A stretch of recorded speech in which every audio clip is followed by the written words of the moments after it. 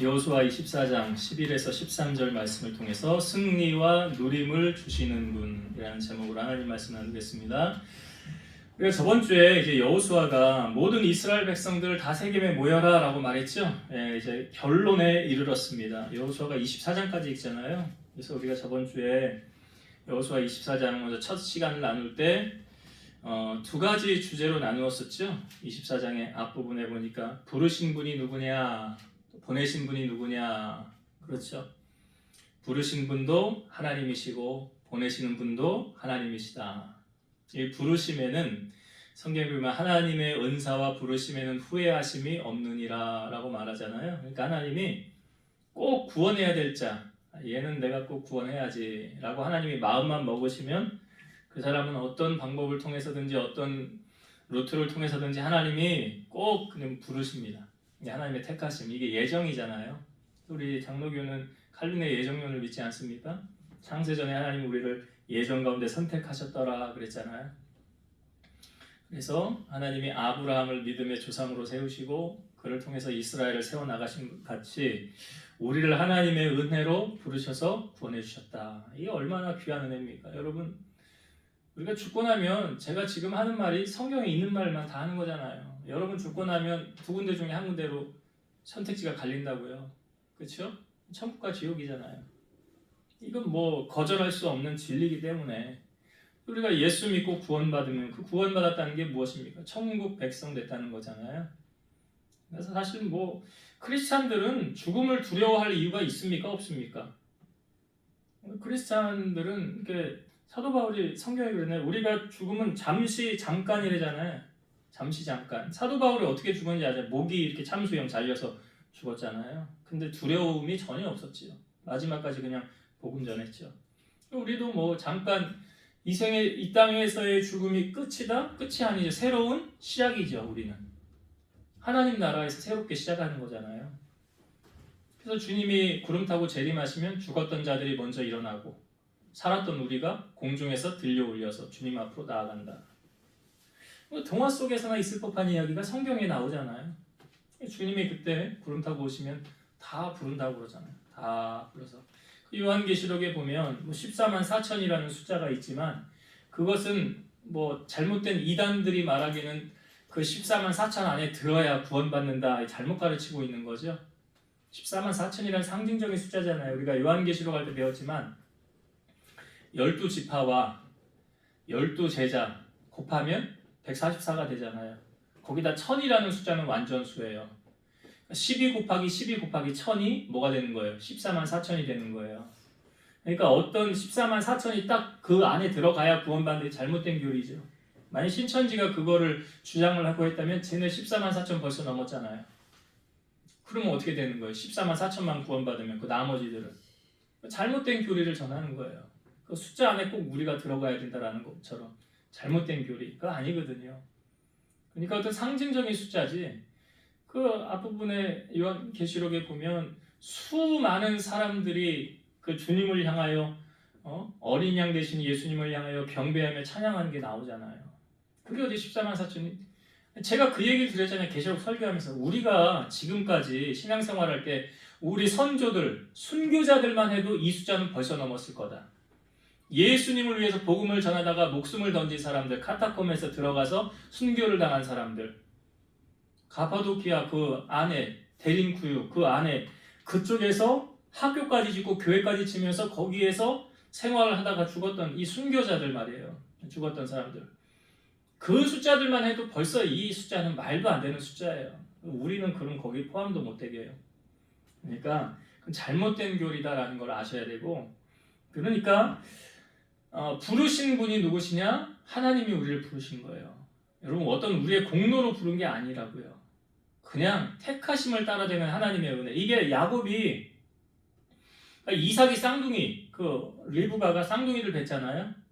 근데 야곱과 에서 아닙니까? 첫째가 에서가 둘째가 야곱인데 로마서에 어떻게 표현하고 있어요? 이 둘이 아직 태어나기도 전인데 하나님이 에서는 미워하고 야곱은 사랑했더라. 그렇게 나오잖아요. 그러니까 이걸 이렇게 말하는 거죠. 야곱은 택함을 받았고 에서는 택함을 받지 못했다 이 말 아니에요? 태어날 때부터 하나님이 그렇게 정해져 있더라. 그리고 모세의 마음을 강팍하게, 모세가 출애굽할 때 바로의 마음을 강팍하게 해서 뒤쫓아가게 하신 분도 하나님이시라. 그래서 하나님이 하고자 하시는 자를 긍휼하게 하시고 하고자 하시는 자를 완악하게 하시느니라. 하나님이 하시는 거거든요. 바로의 마음도.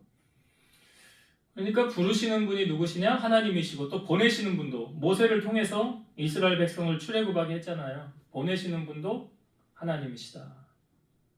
우리가 저번 주에 부르시고 보내신 분이 하나님이시다라는 그 여호수아가 지금 결론의 말씀을 계속 주제의 초점이 누구에게 맞춰주고 있냐면 하나님께 맞춰주고 있어요. 그러니까 성경은 하나님 이야기잖아요. 예수님 이야기잖아요.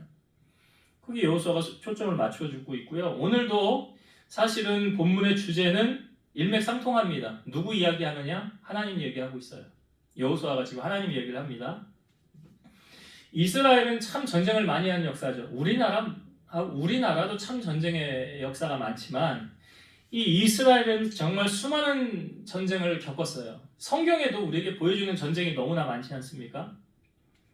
그 애굽에서 출애굽을 할 때 그 홍해를 건넜던 사건, 뒤에서 애굽의 군사가 쫓아왔던 사건, 그리고 여호수아가 그 현장에 직접 있었잖아요. 홍해를 건너는 현장에 여호수아가 있지 않았습니까? 왜 12정탐꾼을 보낼 때 여호수아가 갔잖아요.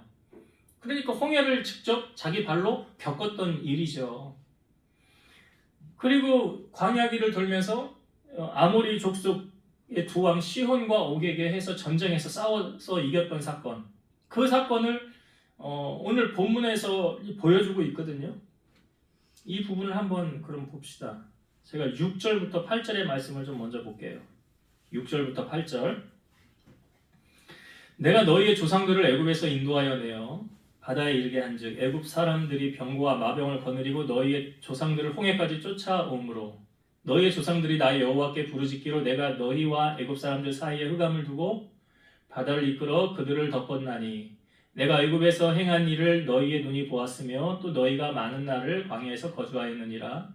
내가 또 너희를 인도하여 요단 저쪽에 거주하는 아모리 족속의 땅으로 들어가게 하매 그들이 너희와 싸우기로 내가 그들을 너희 손에 넘겨주매 너희가 그 땅을 점령하였고 나는 그들을 너희 앞에서 멸절시켰으며. 지금 무슨 이야기를 하고 있습니까? 홍해 이야기를 먼저 하고 있죠.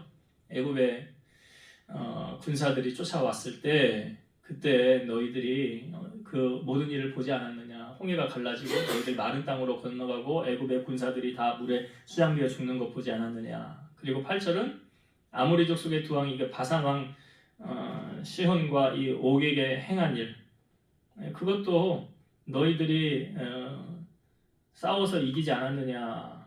그 말을 하고 있는 거죠. 이 말을 여호수아가 지금 하는 이유는 뭐냐면 인간의 방법과 노력으로는 도저히 이길 수가 없는 싸움이었다라는 거죠. 이들이 승리하게 된 배경이 어디 있느냐? 하나님께서 그들을 너희 손에 넘겨 주었기 때문에 너희가 이길 수 있었느니라 라는 거죠.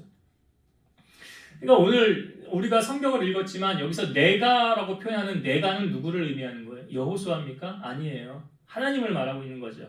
내가 너희를 도왔다, 내가 그들을 너희 손에 넘겨주었다라는 것은 바로 하나님을 여기서 여호수아가 내가라고 표현을 하고 있는 거고요. 너희는 당연히 이스라엘 백성들이죠. 가나안 정복도 마찬가지였습니다. 이제 요단강을 건너와서, 요단강 건너는 것도 아시죠? 법궤가 발에 담기자 흘러내리던 요단강물에 멈춰 섰다는 것. 그리고 거기는 돌을 취하여서 길갈에 세웠죠. 그 의미는 무엇이었습니까? 우리가 마른 땅으로 요단을 건넜다. 하나님께서 요단강을 멈추게 하셨다. 그것을 기념하기 위해서 거기 있는 돌 12를 취하여다가 길갈에 세워놓았다. 그런 의미로 돌을 취하지 않았습니까? 그래서 마른 땅으로 요단강을 건너가게 되었고, 자 이제 여리고성 무너지고 그 다음에 작은 아이성, 처음에 아이성에서 전쟁에서는 패배했었죠. 왜 패배했습니까? 아간이라는 사람이 하나님의 약속을 어겼기 때문에. 그러니까 하나님도 하나님의 말씀에 불순종하면 하나님도 그냥 눈 감고 가만히 계시지 않습니다. 하나님 꼭 대가를 지불하세요. 그래서 제가 그러잖아요. 죄는 무서운 거다. 우리가 다윗을 보면서 다윗이 하나님 마음에 합한 종이었다고 했는데, 그러면 하나님 다윗이 잘못한 것도 눈 감아주고 덮어줘야지요. 근데 하나님 그랬습니까? 아니, 하나님 그럴 수가 없어요. 왜냐? 하나님 공의의 하나님이시기 때문에. 공의의 하나님이시기 때문에 그럴 수가 없어요. 그래서 성경은 악은 모양이라도 버리라는 거예요. 그래서 죄를 멀리하라는 거예요. 다윗조차도 범죄함으로 그 다음에 일어났던 사건들 알죠? 자기 집안의 자식들끼리 강간 사건, 살인 사건, 아들이 반역을 일으켜서 다윗은 도망자로 쫓겨가야 되는 사건. 그게 다 어디서 비롯된 거냐? 다윗의 범죄에서 비롯된 거예요. 그래서 죄는 무서운 거예요. 그래서 불순종하면 안 돼요. 꼭 하나님이 그냥 넘어가지 않아요. 자, 지금 이스라엘 백성들이 가나안을 너희가 정복하고 다스리며 싸울 때에 그 가나안 정복도 사실은 이스라엘이 열심히 수고해서 싸워서 이긴 것 같지만 성경은 그렇게 말하지 않아요. 자, 오늘 본문 11절, 12절을 다시 볼게요. 너희가 요단을 건너 여리고에 이른즉 여리고 주민들 곧 아모리 족속과 브리스 족속과 가나안 족속과 헷 족속과 기르가스 족속과 히위 족속과 여부스 족속이 너희와 싸우기로 내가 그들을 너희의 손에 넘겨주었습니다. 여기서 내가는 누구라고요? 하나님이라고 그랬죠. 하나님이 그 가나안 족속들을 너희의 손에 넘겨주었고 12절 내가 하나님이라고 그랬죠. 내가 왕벌을 너희 앞에 보내어 그 아모리 족속의 두 왕을 너희 앞에서 쫓아내게 하였나니 너희의 칼이나 너희의 활로서 이같이 한 것이 아니며. 이게 이제 사람들이 참 착각하기 쉬워요. 우리가 가서 열심히 싸워서 이겼잖아. 그렇게 생각하기 쉽다는 거예요. 우리가 안 싸웠어 봐. 그럼 어떻게 이겼어? 근데 성경은 어떻게 말해요? 하나님이 말하는 거예요. 너희의 칼이나 너희의 활로서 이 전쟁에서 이긴 것이 아니다라고요. 아니다라고요. 지금 여호수아가 이스라엘 백성들에게 강조하는 것이 무엇입니까? 우리 하나님께서 도와주지 않았다면 우리는 여기까지 올 수 없었다라는 거예요. 나의 힘과 나의 노력으로 여기까지 온 것이다라고 착각하지 말라라는 거예요. 여러분, 에벤에셀이라는 단어 아시죠? 에벤에셀. 에벤에셀이라는 기업도 있는데 이 뜻이 뭐냐면 여호와께서 여기까지 우리를 도우셨다예요. 여기까지 하나님의 은혜로 내가 왔다라는 거예요. 이 에벤에셀이라는 말이 생겨나게 된 배경이 무엇이었습니까? 사무엘이 온 이스라엘 백성은 미스바로 모여라. 회개의 성회가 열렸지요. 블레셋이 쳐들어온대요. 큰일 났어요. 위기가 닥친 거 아닙니까? 그런데 그때 이스라엘 백성들은 어떤 선택을 합니까? 하나님을 붙잡아요. 사무엘에게 우리를 위하여 온전한 번제를 여호와 앞에 드려주시고 우리를 위해 기도해 주십시오. 어찌 보면 어리석은 선택 아니에요? 지금 적이 코앞인데. 근데 그들이 그 선택을 했어요. 그리고 사무엘이 하나님 앞에 온전한 번제를 드렸어요. 그 번제를 하나님이 연락하셨어요. 성경에 이걸 응답하셨더라라고 말해요. 하나님이 응답하시고 난 다음에 어떤 일이 있었느냐? 사무엘상 7장 10절 사무엘이 번제를 드릴 때에 블레셋 사람이 이스라엘과 싸우려고 가까이 오매 그날에 여호와께서 블레셋 사람에게 큰 우레를 발하여 그들을 어지럽게 하시니 그들이 이스라엘 앞에서 패한지라. 사무엘이 번제를 드렸다는 건 예배 드리는 거잖아요. 오늘날로 말하면. 이 긴급한 상황에 무슨 예배예요, 예배가. 근데 예수님이 베드로에게 왔을 때도 허탕친 날 주님이 가서 가장 먼저 한 거 뭔지 아시죠? 선상 예배. 예배를 먼저 드렸다고요. 번제를 사무엘이 들고 났을 때 그 다음에 하나님은 어떻게 해요? 여호와께서 블레셋 지방에 큰 번개를 떨어뜨리셨더라. 그래서 블레셋을 치고 추격해서 이스라엘이 전쟁에서 승리하였죠. 그리고 난 다음에 사무엘상 7장 12절 사무엘이 돌을 취하여 미스바와 센 사이에 세워 이르되 여호와께서 여기까지 우리를 도우셨다 하고 그 이름을 에벤에셀이라 하니라. 그러니까 이 에벤에셀이라는 것은 뭐냐면 내 공로로 우리가 잘해서 이겼다가 절대 아니에요. 하나님의 도우심으로 이겼습니다 라고 인정하는 게 에벤에셀이에요. 성경에 보면 여호와 니시라는 단어도 있죠. 여호와는 나의 깃발이라는 건데 여러분 깃발은 언제 세웁니까? 전쟁에서 이기면은 깃발을 세워요. 깃발을 세우는 의미는 여긴 이제 우리 땅이라는 거예요. 우리의 영토라고 깃발을 세워요. 자, 여호와 니시라는 말이 처음 나온 게 언제입니까? 이스라엘 백성들이 출애굽하고 갈 때 아말렉이 뒤에서 덮쳐요. 갑자기 쳐들어오는 거예요. 그래서 이 아말렉 사건을 두고 이 사울 왕이 처음에 왕이 되었을 때 하나님이 아말렉을 심판하는 사건이 있었죠. 거기 있는 모든 것은 다 진멸해라. 그런데 사울이 불순종했잖아요. 이게 아말렉과의 전쟁일 때 사울이 불순종한 거예요. 좋은 거 하나님 앞에 제사하러 가지고 왔다고 하지 않습니까? 근데 실상은 사울이 백성들을 두려워해서 하나님의 말씀을 버렸더라. 그러니까 사울은 참 어리석은 거예요. 어떻게 자기를 왕을 세운 하나님을 버립니까? 근데 인간이 그럴 수 있어요. 나를 지금까지 살게 하시고 나를 도우시고 나를 인도하시는 그분을 쏙 빼놓고요. 하나님의 영광 쏙 빼놓고 자기가 그 영광 차지하는 게 인간이에요. 하나님의 공로를 잊어버리는 거죠. 그러니까 아말렉이 지금 쳐들어올 때 출애굽에서 나아가는데, 자, 모세가 여호수아에게 이렇게 말합니다. 우리를 위하여 사람들을 택하여 나가서 아말렉과 싸우라. 내가 내일 하나님의 지팡이를 손에 잡고 산꼭대기에 서리라. 그래서 여호수아는 현장에서 싸우고요. 모세는 산꼭대기에 올라가는데 아론과 훌이 같이 올라가죠. 근데 모세가 이렇게 손을 들면 이스라엘이 이기고 모세의 손이 내려가면 아말렉이 이기더라는 거죠. 그것을 옆에서 바라본 아론과 훌이 모세가 피곤하여 팔이 자꾸 내려오니까 돌멩이 가져다가 모세를 앉히고 양 옆에서 모세의 팔이 떨어지지 않도록 한 사람씩 모세의 팔을 붙들었어요. 모세의 팔이 내려가지 않았어요. 그러므로 전쟁은 이스라엘이 승리하게 되었더라. 참 희한한 원리 아닙니까? 우리가 생각하기에는 모세의 팔이 무슨 상관이 있어? 그냥 현장에서 여호수아가 열심히 잘 싸우면 이기고 못 싸우면 지는 거지. 하나님은 그렇게 해석하지 않아요. 이걸 뭐예요? 여러분들이 기도하면 여러분들 승리를 주시지만 여러분 기도하지 않으면 승리를 보장받을 수 없어요. 그 말하는 거 아니에요 지금? 내가 승리하길 원한다면, 번성하길 원한다면, 잘 되길 원한다면 하나님 앞에 기도자로 나아가라라고 말하는 거예요. 자, 모세의 팔이 들려있음에 여호수아가 이 아말렉을 다 치고 전쟁에서 승리합니다. 출애굽기 17장 15절 모세가 제단을 쌓고 그 이름을 여호와 니시라 하고, 모세가 제단을 쌓았다는 건 하나님이 예배했다는 거죠. 전쟁에서 승리를 이룬 다음에. 왜요? 이 전쟁의 승리는 누가 주신 거예요? 하나님 주신 거예요. 그래서 여러분 예배는 하나님을 영화롭게 하는 거라고요. 하나님의 이름을 높여드리는 거라고요. 기드온이라는 사람도 있었죠. 기드온이 이제 하나님의 부름을 받고 나아갔을 때 처음에 32,000명 모였는데 하나님이 많다 그래서 돌려보냈어요. 너무 많대. 상대는 15만인데 12만 3천 명인가 12만 5천인가 그런데 많대요. 아니 이게 뭐가 많아요. 상대방은 12만인데 우리는 3만 2천 명 5대1로 싸워도 될까 말까인데. 근데 하나님은 많다. 그래서 돌려보내라. 지금이라도 돌아갈 사람 돌아가고 남은 사람이 10,000명이었죠. 근데 하나님 또 뭐라 그래요? 10,000명도 많다.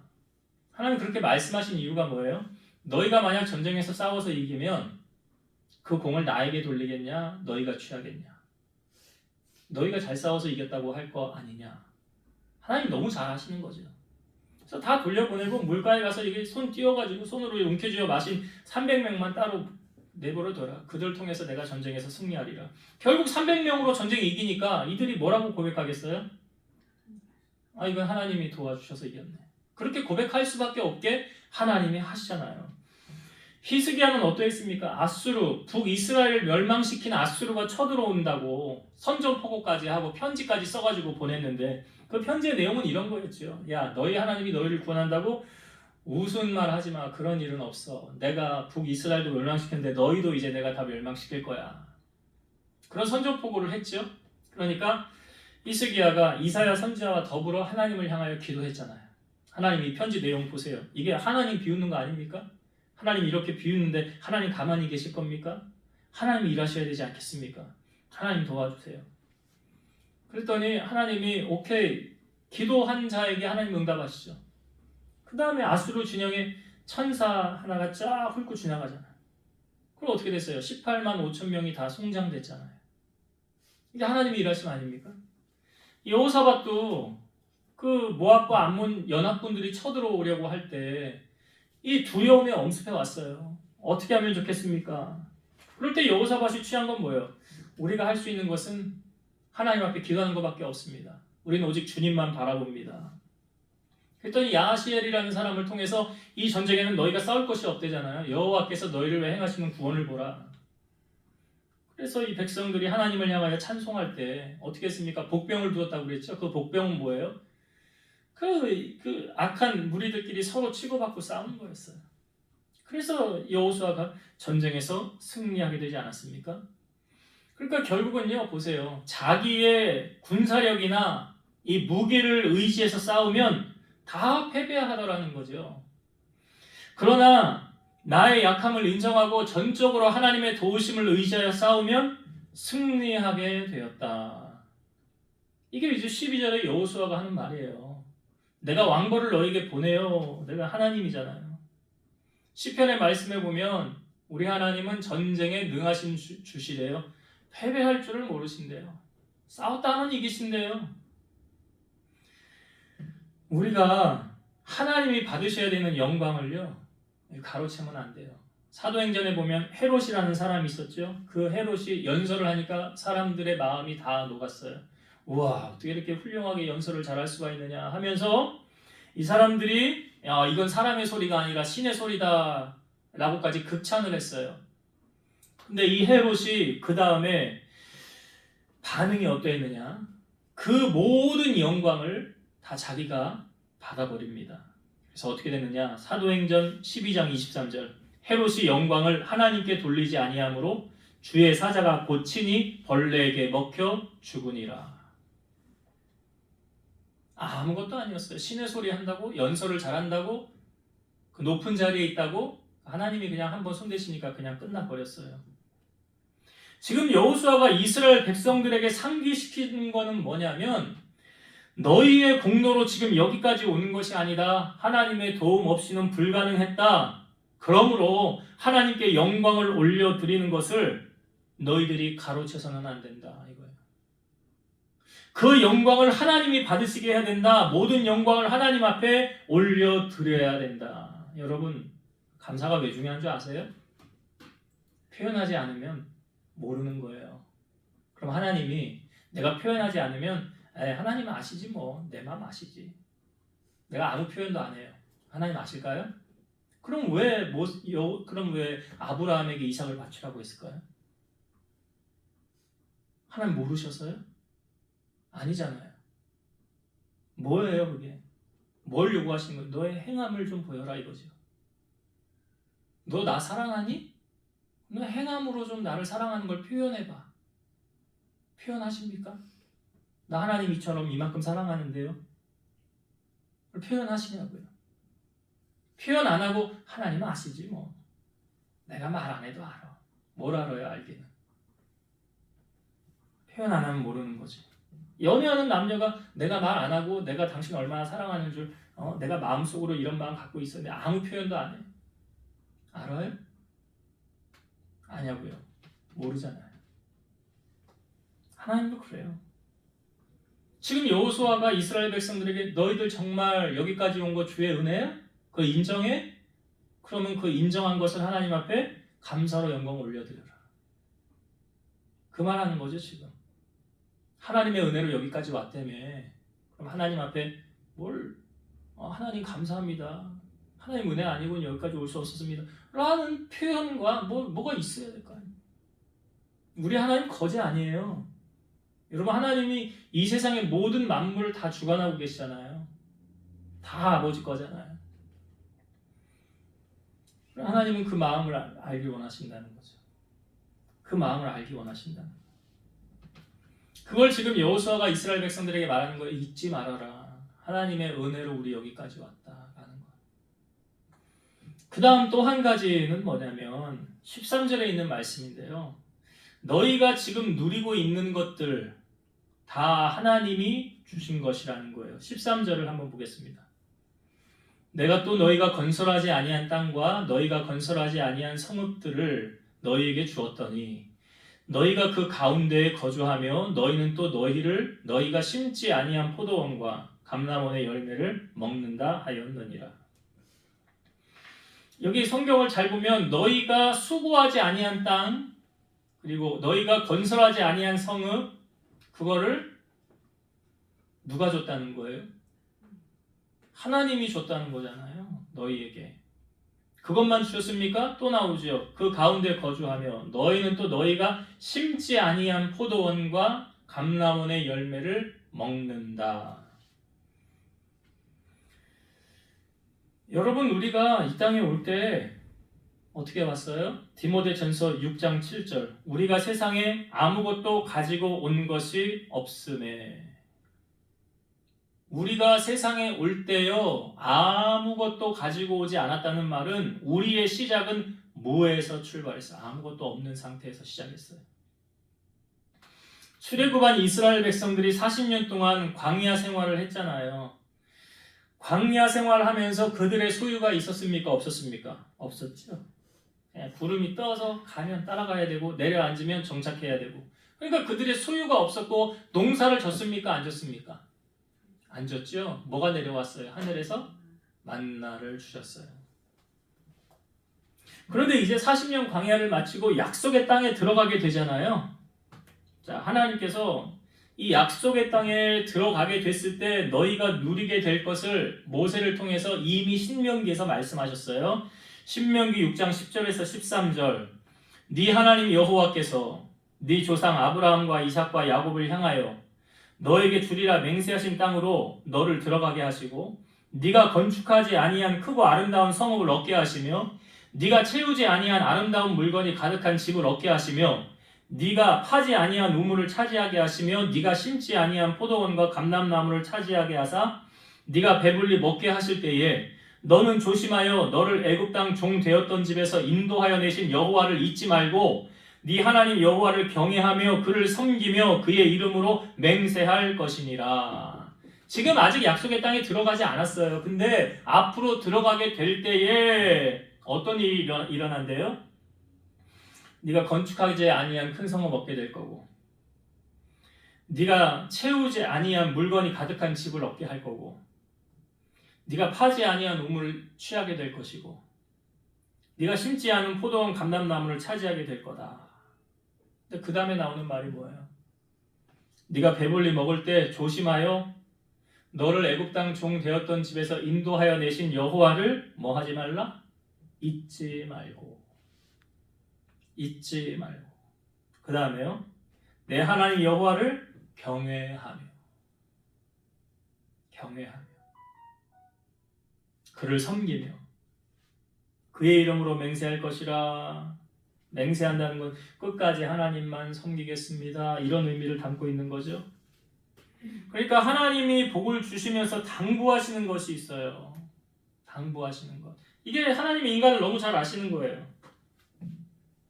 하나님 잊지 말고 하나님을 경외하고 끝까지 배신하지 말고 하나님 잘 섬겨라. 왜냐? 인간은 망각의 동물이라.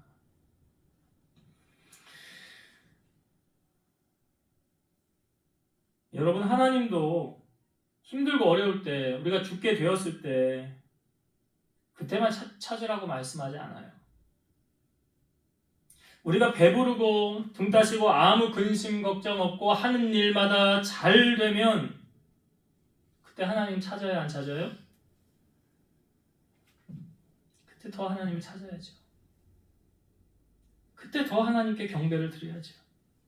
인간의 속성을 하나님이 너무 잘 아시는 거예요.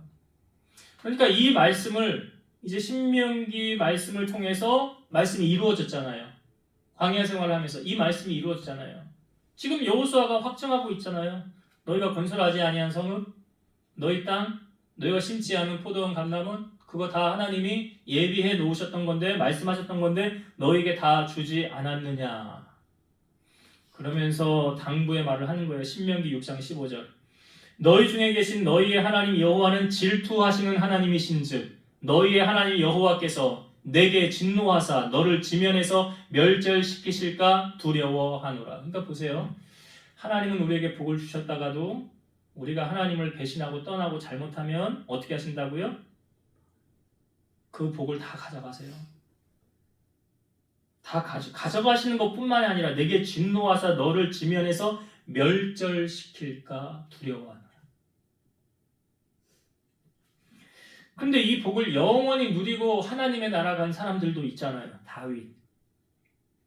다윗이 이렇게 고백했죠. 부와 귀가 주께로부터 왔고 주권도 주께 속하였습니다. 천지에 있는 것이 다 주의 것이로소이다. 모든 것이 주께로 말미암아 싸우니 우리가 주의 손에서 받은 것으로 주께 드렸을 뿐입니다. 그러니까 다윗은 하나님의 복을 누리다가 천국 간 사람 맞지요. 다시 하나님이 걷어가지 않았잖아요. 여러분, 하나님은 우리가 하나님께 조금만 잘하잖아요. 그럼 하나님도 내가 너 어떻게 도와줘야 되지? 너를 위해서 어떻게 해야 되지? 이렇게 해야 될까? 저렇게 해야 될까? 하나님도 가만히 계시지 않는다고요. 그래서 성경은 이렇게 말하는 거예요. 여호와를 기쁘시게 해보아라. 그리하면 네 소원이 이루어진다. 라고 성경이 말하잖아요. 하나님도 가만히 계시지 않는다니까요. 엘리사를 섬겼던 수넴 여인이 엘리사에게 어떻게 했습니까? 주의 종을 기쁘게 했더니 평생 소원이었던 자녀를 선물로 얻게 되지 않았습니까? 하나님은 자녀들을 축복하기를 원하십니다. 그래서 우리가 하나님의 복이 우리에게 임하였을 때 더욱 하나님 앞에 감사하고 그 받은 은혜와 복을 하나님이 주셨음을 인정하고 영광 올려드리잖아요. 그리고 우리가 살면서 변질되지만 않으면 이 변질된 게 뭐예요? 세상을 가까이 하고 하나님을 멀리 하는 거죠. 하나님은 띄엄띄엄 보는 거예요. 그러면 하나님도 하나님의 방법대로 일하시잖아요. 하나님 방법대로. 그걸 지금 여호수아를 통하여 우리에게 말씀하고 계시는 거예요. 그러니까 세상을 가까이 하지 말고 하나님을 가까이 하는 자가 되세요. 이게 우리가 아까 찬양했던 주께 가까이와 두 번째로 찬양했던 게 뭐예요? 여호와께 돌아가자 아닙니까? 왜요? 내가 복을 누리고 사는 비결이 바로 그거라는 거예요. 이제 말씀을 정리하고 마치겠습니다. 오늘 여호수아를 통해서 이스라엘 백성들의 유언과 같은 말을 여호수아가 하고 있는 거예요. 근데 이 시점을 보니까 여호수아가 내가라고 표현하는 이 내가는 여호수아가 아니라 누구예요? 하나님이에요. 하나님이잖아요. 지금 여호수아는 하나님의 말씀을 대언하는 거 아닙니까? 그 하나님의 말을 대언할 때 너희가 확실히 알라라고 말하면서 너희가 전쟁에서 이긴 것, 너희의 칼이나 너희의 활로 이긴 것이 아니다. 착각하기 쉽잖아요. 내가 열심히 수고해서 땀 흘려서 이렇게 이뤘는데 내가 안 했으면 이게 되겠어? 근데 신명기 말씀에도 보면 재물 얻을 능을 누가 주신대요? 응? 재물 얻을 능을. 나 아파서 병원에 누워 있어 봐요. 어디 교통사고라도 당해가지고 누워 있어 봐요. 경제적인 생활 활동이 됩니까? 안 되잖아요. 그 모든 것을 누가 누리게 하셨느냐? 전쟁에서 누가 승리하게 하셨느냐? 홍해를 누가 갈라서 너희들 맨 땅으로 갈라왔느냐? 아모리 족속의 두 왕 아사나 옥하고 시온하게 누가 너희들로 하여금 그 전쟁에서 이기게 했느냐? 전쟁의 이스라엘의 역사의 수많은 역사를 제가 아까 몇 부분 말씀드렸지만 그들이 잘 싸워서 이긴 것이 결코 아니라는 거죠.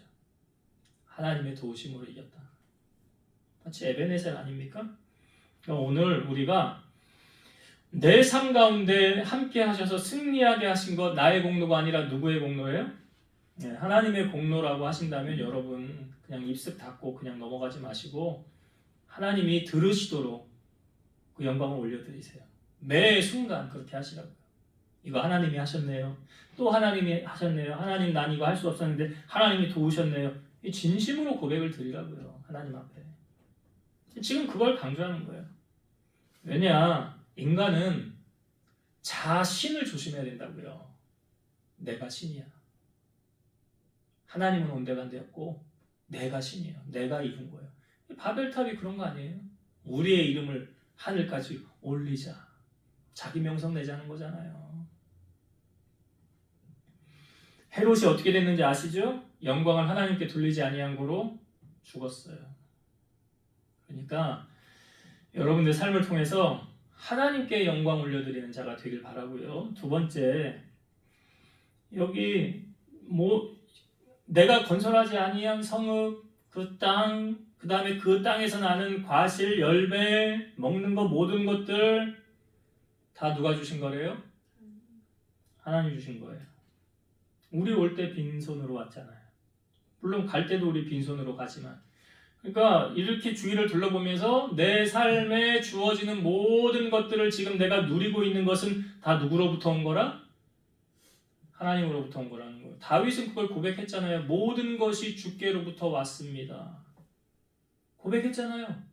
그러니까 하나님의 좋은 것을 누리다가 살다가 천국 가게 되는 거예요. 그러니까 우리는 청직이라는 걸 여러분 잊으시면 안 돼요. 우리는 청직이요. 우리는 심부름꾼이다. 내 것이 아니라 다 하나님의 것이다. 하나님이 내게 하여금 누리고 내가 살게 하시는 거다. 근데 우리가 이것을 지키지 않으면 어떻게 하시는데 하나님 질투하신다고 그랬죠? 그래서 진노하셔서 멸절시킨대잖아요. 복을 주었다가도 말 안 들으면 다 가져가신대요. 못 누리는 거예요. 그러니까 그런 일 당하지 말라라고 지금 여호수아가 이스라엘 백성들에게 말하는 거 아니에요? 그러니까 끝까지 겸손을 잃지 마시고, 더욱 중요한 것, 아까 여호와를 경외하며 그를 섬기며 그의 이름으로 맹세하라. 끝까지 나는 주님 떠나지 않겠습니다. 어떤 순간 위기가 와도 절대 주님을 배신하지 않고 나를 드러내지 않고 하나님만 높이겠습니다. 그런 자에게 하나님이 이러한 축복을 누리며 살아가게 하신다. 그런 은혜가 여러분들 가운데 임하게 되기를 주의 이름으로 축원드립니다. 기도하겠습니다.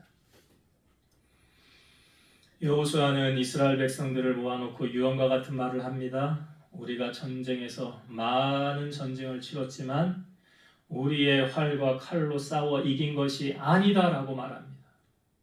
하나님의 도우심이 없이는 절대로 우리는 이길 수 없었다라는 것을 말합니다. 근데 마치 사람들은 내가 열심히 수고해서 내가 노력해서 이것을 이루었다라고 착각하며 말을 합니다.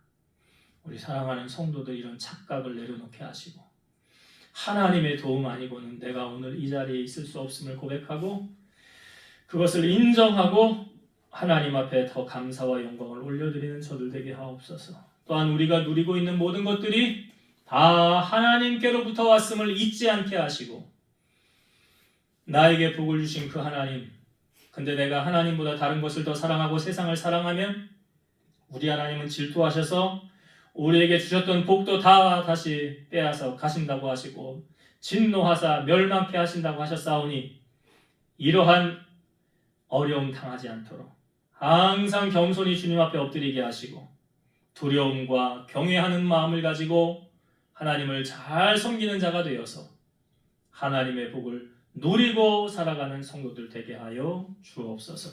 이제는 우리를 모든 죄악 가운데서 구속하신 예수 그리스도의 은혜와 하나님의 사랑하심과 성령님의 내주, 교통, 인도, 역사 충만케 하심이 사랑하는 성도들 머리 위에, 저들 가정 위에, 이 재단과 나라와 민족 위에 이제로부터 영원토록 함께 있을지어다. 아멘.